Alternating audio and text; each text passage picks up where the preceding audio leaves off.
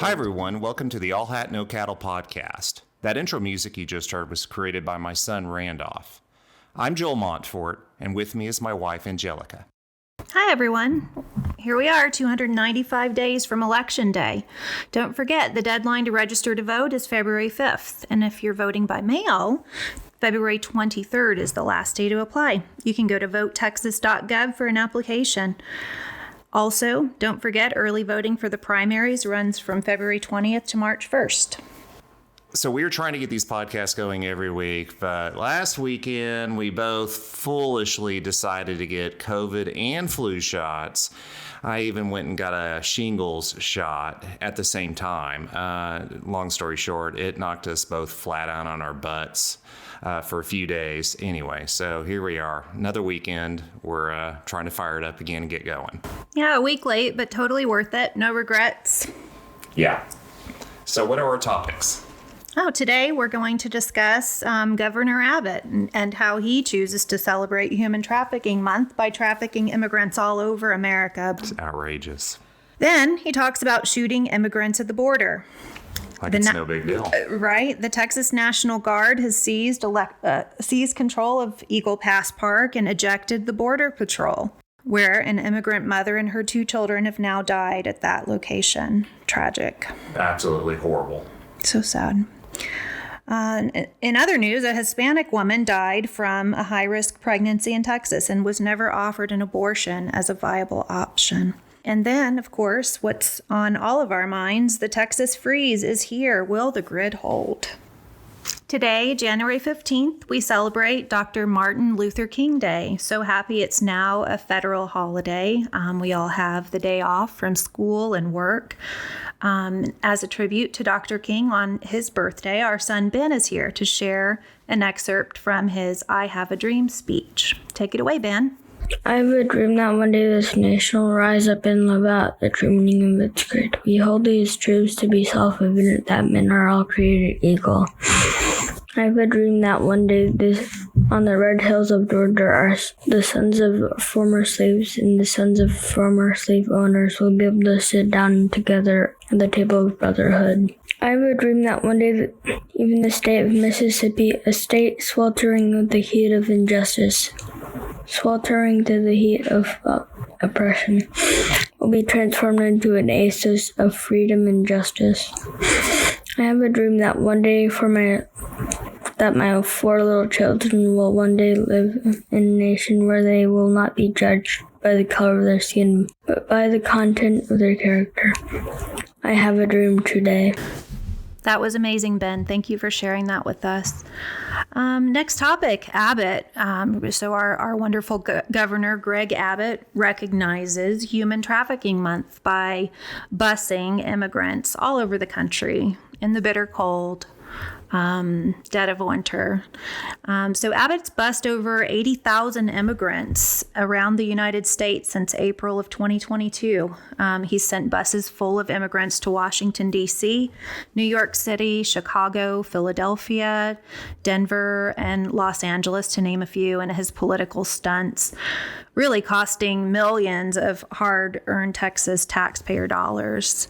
This last busing just a few days ago, despite Chicago Mayor Johnson asking Abbott to stop busing during the bitter cold, which he ignored, and it's negative 32 degrees in Chicago right now. If you can imagine that temperature here in Texas. Can you imagine? Yeah, it's like, what's the temperature today? Like 10? Yeah. And we're all just beside ourselves. Right. Haven't felt that bitter cold in a while. And all over the news, they're talking about the danger of cold and, the impact on humans. And it's just really unfathomable the way that the way that we're so selective in what we're concerned about and in what context, and how we can exclude immigrants and migrants in our concern for humanity. Right. Yeah, it really is. Abbott treats these immigrants like cattle. I mean, it's just it's really, frankly, it's unreal, and it continues down at the border. I mean, this is all part of, for those who aren't paying close attention, it's all part of his Operation Lone Star, which started at the beginning of last year. And what Abbott has done is, of course, put thousands of National Guard soldiers down at the border. He has started building random little sections of walls on private property, some of which are really rich donors' land. He has put razor wire all over the place. And then, of course, the other silly thing is he put all these goofy buoys in the middle of the Rio Grande at I don't know how many millions of dollars, but it's insane. And the result is it just makes it very hard for anybody to get through. And the Border Patrol is having to actively engage with moving around the Texas military to try to help these immigrants seek asylum, get in the country, get them registered, all the things that the federal government and only the federal government has the authority to deal with in this country. I'm just so glad that when my ancestors were immigrating here from Poland, that the United States didn't treat them the same way that we're treating these Mexican immigrants. The new Colossus, that beautiful poem that's inscribed on the Statue of Liberty that was written by Emma Lazarus on November 2nd, 1883. Here's my favorite excerpt. Give me your tired, your poor, your huddled masses, yearning to breathe free. The wretched refuse of your teeming shore. Send these, the homeless, tempest-tossed to me. I lift my lamp beside the golden door. Yeah. How far we've come. So down at the border now, what's going on is Abbott has, I've already mentioned he has the military, the Texas military, the National Guard, whatever you want to call them. They have stepped up their approach to dealing with the Border Patrol. For whatever reason, somebody decided they were sick and tired of the Border Patrol having access to a park in Eagle Pass that is literally right there on the Rio Grande. Well, I think it was intentional because that park is, widely used by Greg Abbott in his media appearances to demonstrate, the crisis at the border. Right. I think that it's 100% political stunt, Absolutely. completely intentional, and he chose to do that there at that park on purpose. There's a lot of immigration traffic that comes through there. And so I'm pretty sure that he knew exactly what was going to come of it. And, his supporters, unfortunately, are totally fine with the tragedies that happen there. Right. It's political kabuki theater. I mean, and there's no reason to do any of it other than Abbott is trying to make a point and screw with Biden. I mean, that's the point. We're in an election year, and he's trying to score red meat points while Biden, I'm sure, is like, what do we do with this situation? And he's, I'm sure the Justice Department is trying to get, it's coming so quickly now. I don't even know how the Justice Department can keep up. So they took over this park last week, and it couldn't have been 3-4 days. I think it was Friday night or Saturday, I forget. 3 immigrants, a mother and her 2 children, decided to cross the Rio Grande at night, which apparently is very risky. I don't know why they did, but they did. And the Mexican police reached out to the Border Patrol and told them, hey, there's a group of people crossing. We want you guys to know and keep an eye out for them. So the Border Patrol at 9 p.m. tried to call the Texas National Guard repeatedly. No one answered. So they got in their car and drove to this park and let the Texas National Guard know.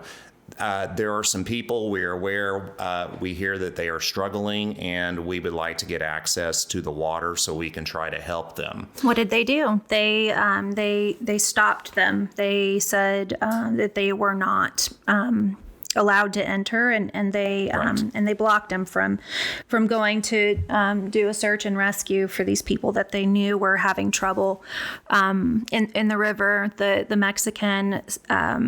Mexican government called, and we shut down the access to being able to save these people.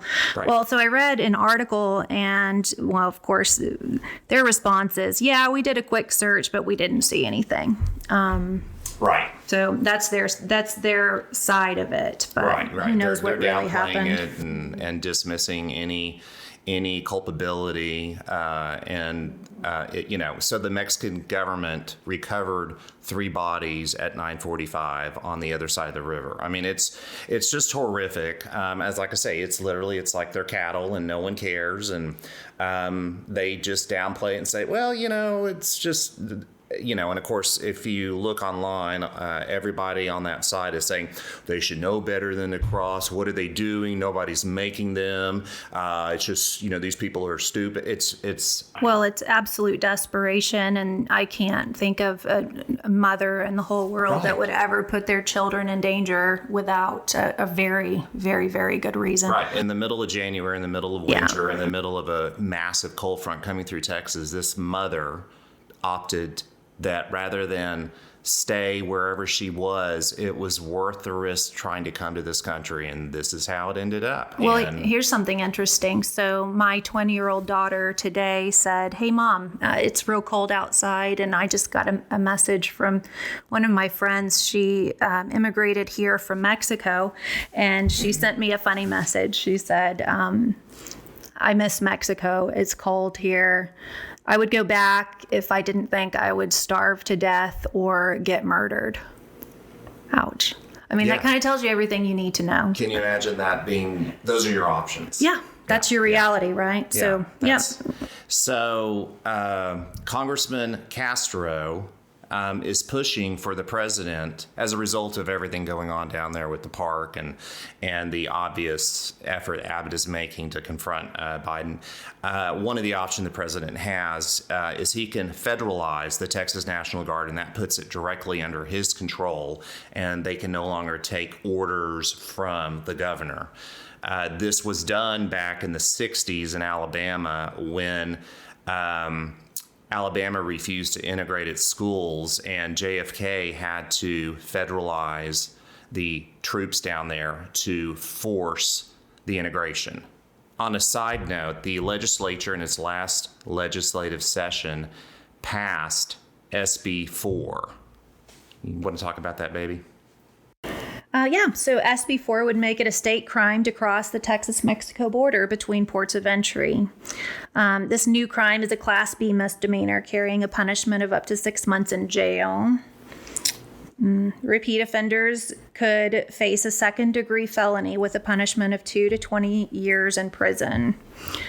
It also gives state police the right to ask people for proof of citizenship. The show me your papers piece. Show me your papers. Oh, my goodness. So the claims that everybody is making, which are very justified, is that this is going to result in profiling. And of course, so if you're Hispanic and you're in South Texas, you can just be pulled over, and state troopers or whoever's pulling you over can say, I need to see your passport or your driver's license or something. And if you can't provide it, you very well could end up in jail just for that reason. I mean, suddenly the discretion is put into local police and whether or not they want to work with you. And, well, this is not the first time in recent history that something like this has happened. And it has definitely historically resulted in some tragic events from unfolding. It's scary for sure. It's not the place where any law enforcement officer wants to be either. I mean, that's just really putting a huge burden on our Texas law enforcement officers as well. There's a reason why Border Patrol does what they do, and Texas law enforcement does what they do. Right. I mean, the bottom line is any sort of protecting our borders is the purview of the federal government, and it has nothing to do with the state of Texas or the police or local judges. They should not be caught in the middle of this, but that's what That's what Arizona tried to do in 2010. It went all the way up to the Supreme Court, and they were overruled, and they had to repeal all those laws. And now Texas has decided to pick up the same goofy baton. And I imagine the result will be the same, but who knows? I mean, the Supreme Court's not the same context of people that it was, a dozen years ago. And it's only January, it's like what other, what other craziness, what other crazy shit are we going to see happen? It's an election year. So how radical are we going to get with all of this? Yeah, we're just getting started. And I feel like it plays into the whole Texit thing. I mean, that seems to be where he's trying to go with this, because it's a no-win for Abbott. I mean, if he does federalize the troops down there, or if he sends in more troops to try to counteract the troops, it looks like he's strong-arming Abbott and trying to force his will upon Texas. And well, what makes sense? Texas needs to go its own way. This is the bully that is the federal government, even though Abbott's picking the fight and causing all this. It's absolutely asinine. And if you're a Democrat in Texas, I mean, we're all just beside ourselves watching all that. It's a moving train wreck, and you don't know where it's going to end. Yeah, I don't see how any human being with a lick of sense can't just see the writing on the wall for, what this is going to turn into. Exactly. Okay, so the next thing that I personally thought was a really interesting story, this came out of, I believe, the New Yorker. There was a Hispanic woman here in Texas, I believe in Luling. She was pregnant and died from a high-risk pregnancy. How far along was she, do you know? I think she was 20 plus weeks. Okay. So, not like terribly new, and also not crazy far along. She was kind of there in the middle. Now, apparently she was overweight, and she had hypertension, apparently some heart disease, and some things going on that made this a very high-risk pregnancy. And she should, now, the town of Luling, it's a small place. There's hospital care. This is a big problem in Texas, if anybody knows. You get outside of the main cities and hospital care starts getting a little sketchy in these more rural counties. They just don't have the services. And that's by design. Abbott won't allow Medicaid to expand in Texas. So most of these people out in these areas, they don't have as much money. They can't afford services.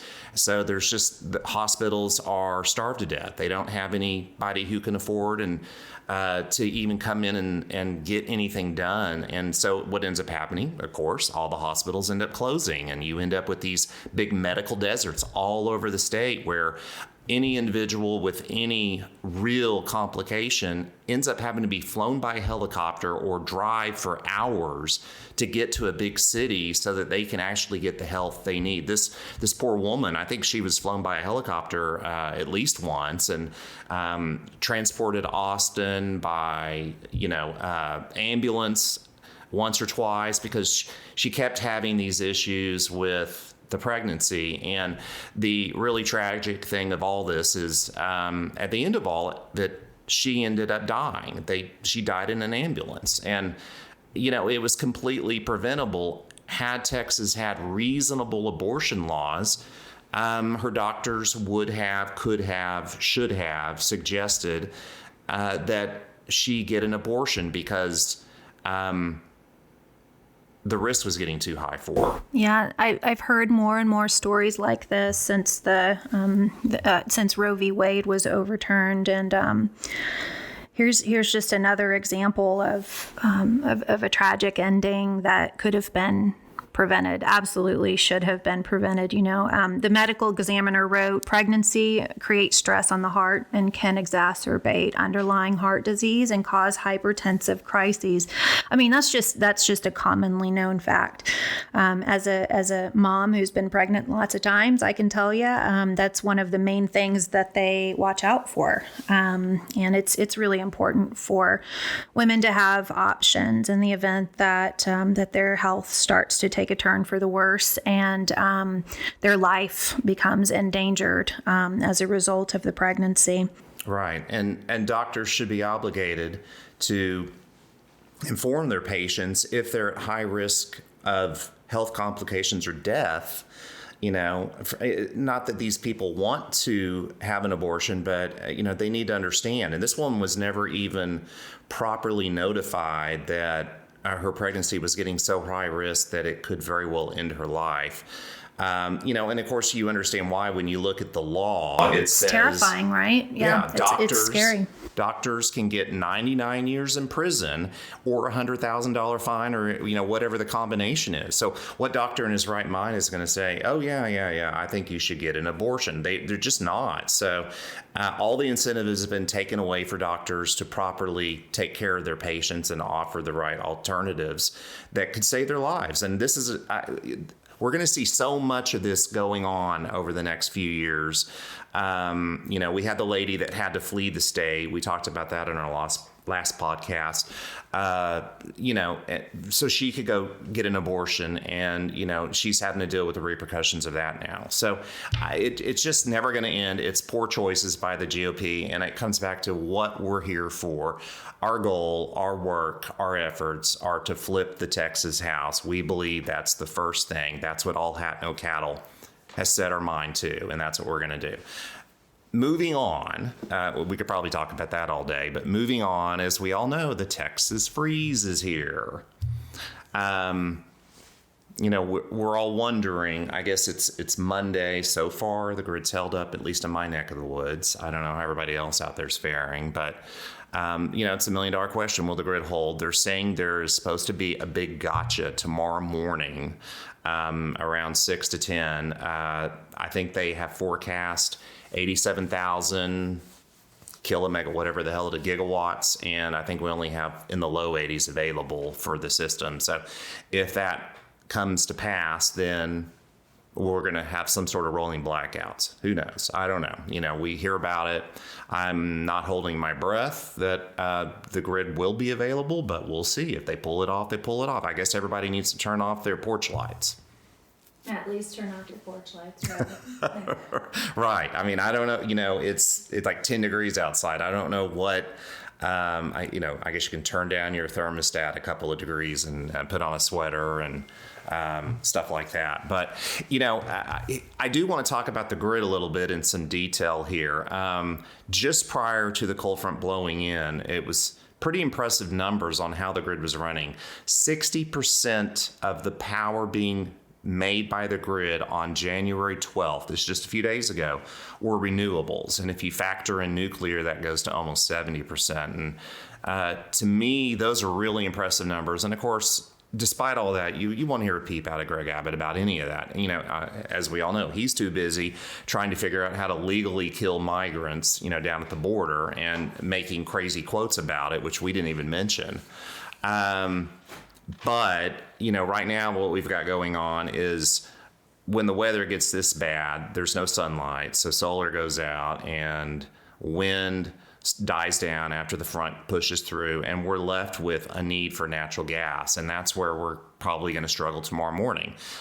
You sure aren't going to have solar at night. Clearly what our system needs is we need more batteries, and we probably need more backup natural gas plants, ready to jump in whenever the system gets stressed and doesn't have enough power. Right. What about diversification of our energy resources? Way back in the day, part of our, quest for cessation, we went toward a privatized Texas grid model, and we're all the worse for it too, if you ask me.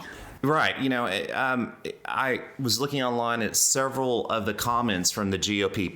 Rhett Patterson was going on about how messed up renewables are and how faulty it was to incent renewables with all these tax deductions.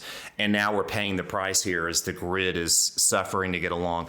And they ignore, the primary problem here is ERCOT, the Texas system. It is an independent system. It does not plug in properly to the national grid, which has several of its own sections, but they're all interconnected. So if one section needs more energy and another section has it, that energy can flow all the way across the United States. Texas, not so much. Why? Because they don't want to be able to have the federal government tell us what to do in the state. Sound familiar? Yeah. Well, I mean, I'm not willing to suffer for it, and I don't know anybody who is. I think that it's just a hill I'm not willing to die on, although here we are. We are at the mercy of our lawmakers, and that's why, again, it's so very important to elect lawmakers who have, the what's best for Texans in mind versus what's best for, a few rich, powerful people's pocketbooks. Right. Exactly. Yeah, we all know last go round, several of the oil guys made billions of dollars in just a matter of days, and then they got mad that Beto called them on it, and Kelsey Warren turned around and sued Beto, and it got thrown out in court, and he's trying to fire it back up again. I mean, that's the problem with billionaires. They don't ever have to stop. So, folks, this is All Hat, No Cattle. That is our pack here in Texas, and we have a website, allhat-nocattle.com. And what we need donations to help cover the cost. Our plan is to do some big mailings in House District 118 to start, to reach out to individuals, and the cost is roughly $1 to mail a letter to somebody. And we're hoping to mail 10,000 letters into each of these House districts as we get donations in. So anything and everything would be very helpful. Yeah, it's really effective. We've done a lot of research on the most effective outreach tactics and strategies, and we believe that mailing is one of the most effective strategies to get people to the polls. So that's what we're going to focus on. Depending on our cash flow situation, we look forward to supporting Democratic candidates in every way that we can, and we need your help to be able to do it. Exactly. All right. Thanks, everyone.